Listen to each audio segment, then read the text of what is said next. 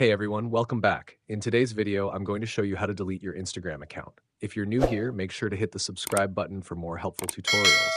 I'll walk you through the process step by step, so let's get started. Open the Instagram app on your iPhone or Android phone. Go to your profile by tapping the profile icon in the bottom right corner of the screen. Once you're on your profile, tap the menu icon in the top right corner to open the settings. From the Settings menu, select Account Center at the top. Scroll down and tap on Personal Details.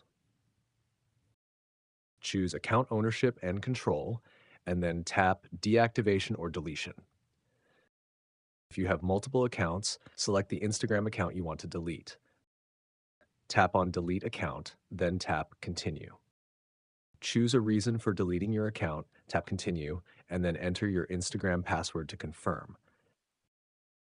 Once confirmed, your Instagram account will be deleted. And that's it. You've successfully deleted your Instagram account.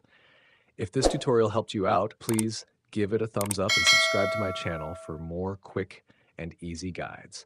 Thanks for watching, and I'll see you in the next video.